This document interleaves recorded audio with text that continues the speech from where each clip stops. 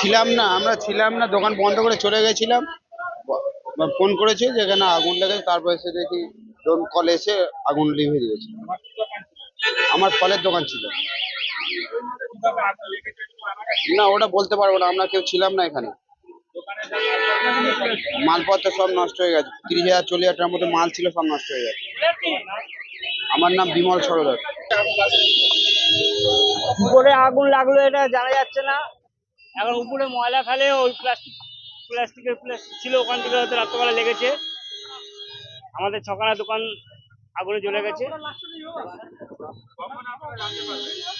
আমরা ভোরবেলা জানতে পেরেছি।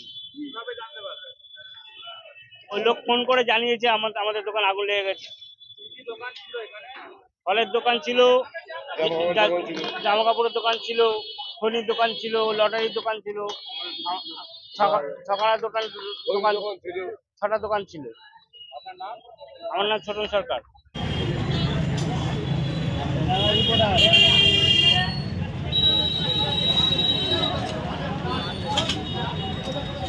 আমার গাড়ি পাদানিতে রাখ, যদি নেওয়া যায় নেওয়া হবে, নাহলে ফেলে আসতে হবে।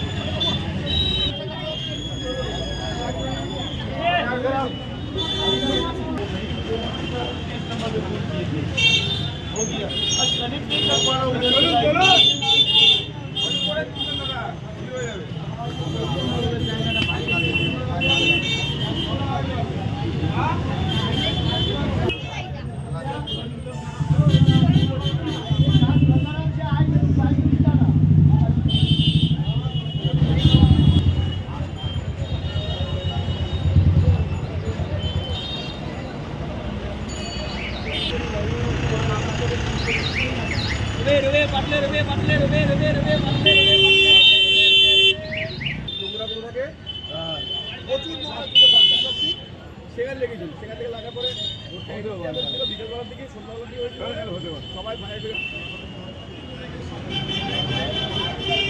এগুলো কিসের দোকান ছিল এগুলো? এটা ইসের দোকান ছিল, জামা কাপড়ের দোকান ছিল, আর ওটা ধূপকাঠির দোকান ছিল, আর তার পাশে একটা খনির দোকান ছিল। খনির দোকান।